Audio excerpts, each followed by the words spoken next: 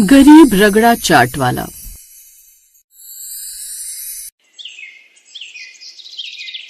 भरतपुर गांव में मनीष नाम का आदमी रगड़ा चाट बनाकर बेचा करता। उसकी रगड़ा चाट इतनी अच्छी होती थी कि छोटे क्या बड़े भी उसकी रगड़ा चाट खाने के लिए आया करते थे।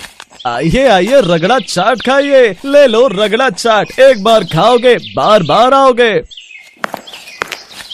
हाँ मनीष भाई, आपकी रगड़ा चाट में कमाल का स्वाद है, इसीलिए तो हम खिंचे चले आते हैं। लगा दो एक प्लेट। हाँ अभी लगाता हूँ। तभी उसकी दुकान पर ग्राहक आने शुरू हो जाते हैं। अरे भाई जरा मेरे लिए भी जल्दी से एक प्लेट रगड़ा चाट लगा दो, सुबह से इंतजार कर रहा हूँ कि कब तू ठेला खोलेगा और कब मैं तेरी रगड़ा चाट खाऊंगा। हाँ अभी लगाता हूँ भाई साहब। और मेरे लिए 2 प्लेट रगड़ा चाट पैक कर दो, सुबह से पति नाराज है, चाय बनाकर उसके साथ रगड़ा चाट खिलाऊंगी।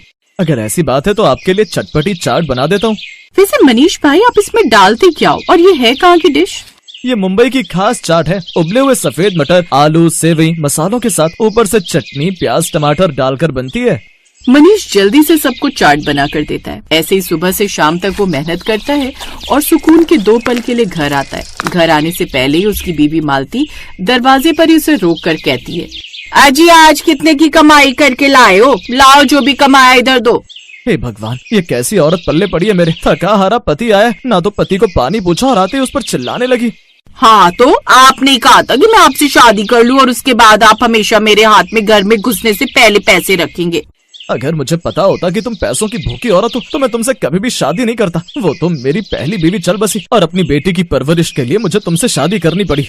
ओह ये सब बकवास सुनने में मुझे कोई दिलचस्पी नहीं है, मुझे हाथ पर पैसे चाहिए। हाँ। मनीष गुस्से में जेब में से पैसे निकालकर उसे दे देता है। फिर कमरे में जाकर अपनी पहली पत्नी की तस्वीर को गले लगाकर उसे याद करता है। कई साल पहले बच्चे को जन्म देने के बाद ही उसकी पहली पत्नी का देहांत हो गया था और मालती उसकी दूसरी बीवी थी, जो कि न उसका ढंग से ध्यान रखती और न ही उसकी बेटी नेहा का। नेहा रोते हुए मनीष के पास आती है। बाबा मुझे मैंने सुबह से कुछ भी नहीं दिया खाने को। मेरी बेटी सुबह से भूखी है, रुक मैं तेरे लिए एक प्लेट रगड़ा चाट छुपा कर लेकर आया हूँ, ये खा ले। वाह रगड़ा चाट। फिर वो उसे अपने हाथों से रगड़ा चाट खिलाता है। ऐसे ही दिन गुजरते हैं। धीरे धीरे मनीष का रगड़ा चाट का काम थोड़ा धीमा पड़ जाता है और वो थोड़े से पैसे लेकर ही घर लौटता है। ये देखकर मालती का गुस्सा काफी बढ़ जाता है। वो अपने लिए महंगी महंगी साड़ियाँ नहीं ले पाती। इन सब का गुस्सा वो नेहा पर निकाला करती। अरे ओ मेरे सौतन की बेटी, जल्दी जल्दी हाथ चला वरना गर्मा गर्म चिमटा ऐसा कमर पर चिपकाऊंगी कि अपने आप ही हाथ चलने लगेंगे। हाँ नहीं तो। फिर काम करते हुए पोछे की बाल्टी नेहा से गिर जाती है और सारा पानी फैल जाता है। ये देखकर मालती को बहुत गुस्सा आता है और वो उसे बाल पकड़कर खूब मारती है। तभी वहाँ पर काम कम होने की वजह से मनीष जल्दी घर आ जाता है और ये सब देखकर अब वो सहन नहीं कर पाता।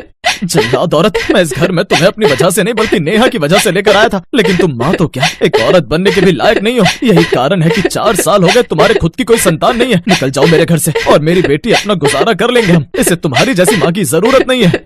मुझे भी कोई शौक नहीं है तुम जैसे भिखारी के साथ रहने का। मालती अपना सामान लेती है और घर से निकल जाती है, लेकिन साथ ही वो मनीष की सारी जमा पूंजी भी लेकर चली जाती है, जिसकी भनक मनीष को नहीं थी। और जैसे ही उसे ये सब पता चलता है तो वो अपना माथा पकड़ लेता है। हे भगवान, अब मैं क्या करूं? वो डायन तो सारे पैसे लेकर चली गई। वैसे भी मेरा काम कुछ अच्छा नहीं चल रहा, अब मैं अपना गुजारा कैसे करूंगा? ये सोचकर वो बड़ा परेशान होता है। अब वो नेहा को भी अपने साथ ले जाता है। उसके साथ गांव के चौराहे पर रगड़ा चाट बेचने के लिए चला जाता है। उस नन्ही सी नेहा को देखकर गांव की औरतें आकर्षित होकर आती हैं और उसको खूब लाड भी करती हैं। कितनी सुंदर गुड़िया है मनीष भाई आपकी, नजर न लगे इसे किसी की। पापा ये सब आंटियाँ कितनी अच्छी हैं, मुझसे कितने प्यार से पेश आ रही हैं। आप इन्हीं में से किसी से शादी कर लेते। चुप हो जा मेरी माँ, तू मुझे पिटवा मत देना। और शुरू में सारी दूसरी माँ अच्छी लगती है, असली रूप तो वो बाद में दिखाती है जैसे तेरी माँ ने दिखाए। ऐसे दिन बीतते हैं और एक रोज मनीष जब काम से घर लौट रहा होता है तब उसे एक लॉटरी वाला नजर आता है। ले लो साहब लॉटरी ले लो, क्या पता किस्मत चमक जाए। सिर्फ 200 रुपए की है। ये सुनकर मनीष भी एक लॉटरी खरीद लेता है और कुछ ही दिनों में किस्मत से उसकी लॉटरी लग जाती है, जिससे वो बहुत खुश था। वो लॉटरी में पूरे 10 लाख की रकम जीतता है। अब गरीब रगड़ा चाट वाला और भी अमीर हो जाता है और वो नेहा का एडमिशन अच्छे से स्कूल में करा देता है। अपने घर की मरम्मत भी करवा लेता है। लेकिन कहते हैं ना कि जब पैसा आता है तो घमंड भी लेकर आता है। अब वो चाट की एक दुकान गाँव में डाल लेता है, लेकिन कभी कभी वो दुकान बंद रखा करता तो कभी शराब के नशे में घर पर ही पड़ा रहता।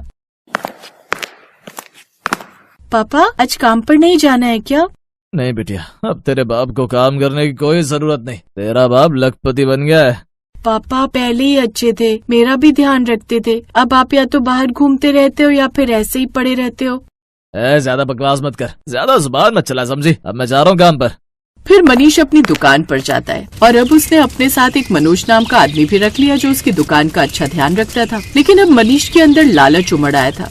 पैसे हो तो हर इंसान सलाम ठोकता है। लगता है बहुत अमीर बनना होगा। अमीर से और अमीर बनने का एक ही रास्ता है, खराब से खराब सामान दिया जाए। जितना सस्ता सामान बेचूंगा उतना ही सस्ता सामान इस्तेमाल भी करूंगा। अब वो यही करता है। फिर एक दिन उसके घर मालती आती है और उसके पैर पकड़कर कहती है, आजी मुझे माफ कर दीजिए ना, मैं नहीं जानती थी कि आपकी जिंदगी की मनहूसियत मैं ही थी। मेरे आपके घर से जाते ही आपने दुकान खोल ली, आप लखपति बन गए। मुझे वापस अपने साथ रख लीजिए। आज के बाद मैं कभी आपका घर छोड़कर नहीं जाऊंगी और नेहा को भी खूब प्यार दूंगी।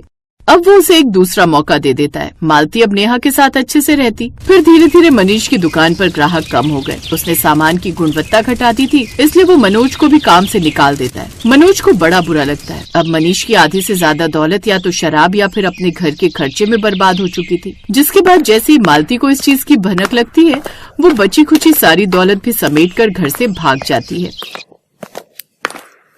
हे राम, मैं तो मर गया, बर्बाद हो गया। वो औरत दोबारा से मेरा सारा सामान लेकर भाग गई। मुझे लगा था इस बार सुधर गई होगी, लेकिन वो डायन है, नहीं सुधर सकती। इधर मनोज ने गुस्से में उसकी दुकान में आग लगा दी। कुछ समय बाद खबर मिली कि ये सब मालती और मनोज ही प्लान था। वो दोनों एक दूसरे से प्यार करते थे। उस दिन के बाद मनीष ने सारा नशा छोड़ दिया और फिर से ठेला लगाया और उसी पर चाट बेचने लगा, जिससे उसकी दाल रोटी चलने लगी। अब वो उसमें भी नेहा के साथ गुजारा कर खुशी खुशी रहने लगा।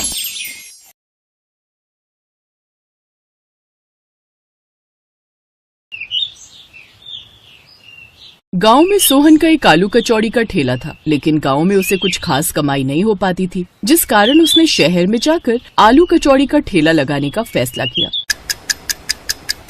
अब हमें शहर जाकर अपना काम शुरू करना होगा रमा। गांव में कुछ खास कमाई नहीं हो पा रही। दोनों बच्चे की पढ़ाई और बेहतर भविष्य के लिए हमें ज्यादा पैसे कमाने होंगे।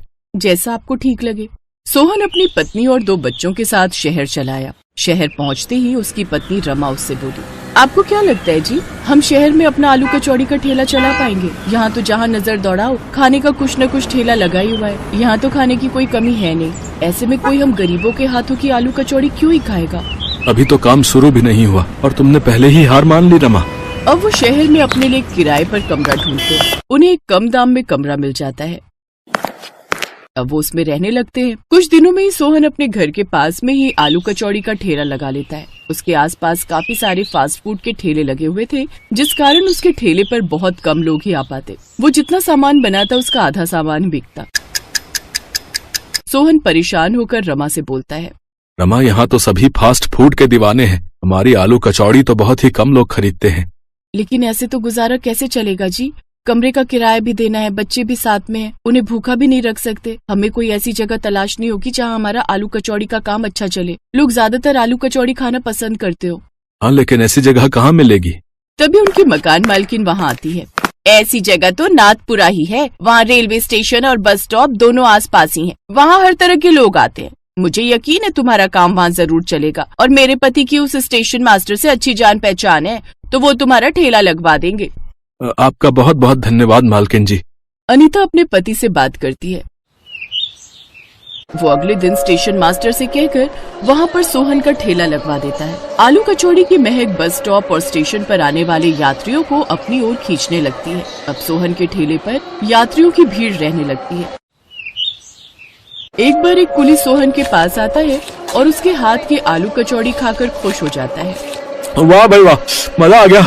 क्या स्वादिष्ट आलू कचौड़ी बनाते हो तुमने, और दाम भी बहुत कम है।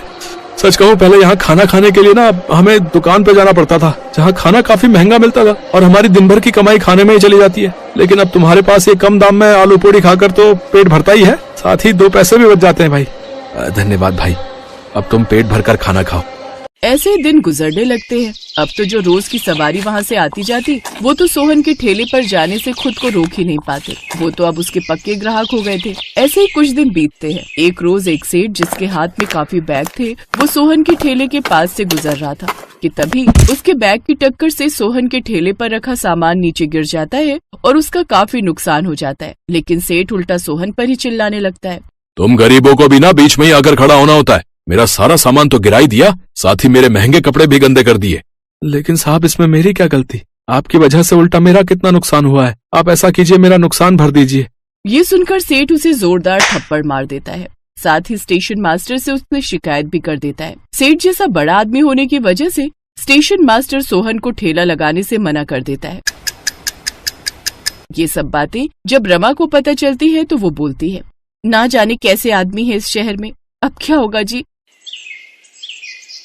अब सोहन घर पर ही रहता है। वहीं दूसरी तरफ सोहन का ठेला न लगने की वजह से अब उसके रोजमर्रा के ग्राहक भी काफी परेशान हो चुके थे। अब तो लोग इतना ट्रेन और बस के बारे में नहीं पूछते थे जितना वो सब सोहन के बारे में पूछते थे। अरे सोहन भाई की आलू कचौड़ी में जो बात थी वो और किसी भी खाने में नहीं। सच में उनकी आलू कचौड़ी की बहुत याद आती है। उनकी बात पीछे खड़ा बिरजू नाम का वही कुली सुन रहा था जो अक्सर सोहन के ठेले पर आता था। वो सीधा स्टेशन मास्टर के पास जाता है। ये आपने बहुत गलत किया मास्टर जी। मेरी मानिए तो आप सोहन को वापस बुला लीजिए। वैसे भी उस गरीब की क्या गलती? मैंने खुद उन सेठ को अपने सामान से सोहन के ठेले पर टकराते हुए देखा था। उसकी बात मानकर अब वो सोहन को वापस बुला लेते हैं। तुम्हारा बहुत बहुत धन्यवाद बिरजू भाई। अब अगले दिन से सोहन फिर से ठेला लगाने लगता है। उसके पास फिर से ग्राहक आने लगते हैं। सोहन को देखकर सब ग्राहक बहुत खुश थे। कुछ दिन ऐसे ही बीतते हैं। एक रोज जब वो सेठ वहाँ से गुजर रहा था तो उसके हाथ में एक बैग था जिसमें काफी सारे रुपए थे। पीछे से 2 गुंडे आए और सेठ से वो बैग छीनकर भागने लगे। पकड़ो पकड़ो पकड़ो पकड़ो। ये देखकर सोहन ने वहीं रखा अपना बर्तन उठाया और उन दोनों की पिटाई करने लगा और उनसे बैग छीनने लगा। तभी उनमें से एक गुंडे ने सोहन पर चाकू से वार कर दिया। ये देख उसके ग्राहक गुस्सा हो गए और उन सब ने मिलकर उन गुंडों की धुनाई कर दी। सेठ सोहन को जल्दी से अस्पताल लेकर गया जहाँ उसकी जान बच गई। अब मैंने तुम्हारे साथ कितना गलत किया। उस रोज तुम्हारी गलती नहीं थी, लेकिन फिर भी तुमने आज मेरे लिए अपनी जान की बाजी लगा दी। कोई बात नहीं साहब, पैसा कितनी मेहनत से कमाया जाता है ये बात मैं अच्छे से जानता हूँ और इंसानियत की खातिर आपकी मदद करना मेरा फर्ज था। आपकी जगह कोई और होता तो तब भी मैं ऐसा ही करता। सोहन, सच में तुम भले इंसान हो और ऐसे इंसान की मदद मैं भी करना चाहूंगा। अब सेठ सोहन के लिए एक बड़ी सी दुकान खुलवा देता है जिससे उसके पास और भी ग्राहक आने लगते हैं। अब सोहन खूब पैसे कमाने लगता है और साल भर के अंदर ही वो खुद का घर ले लेता है और अपने परिवार के साथ खुशी खुशी रहने लगता है।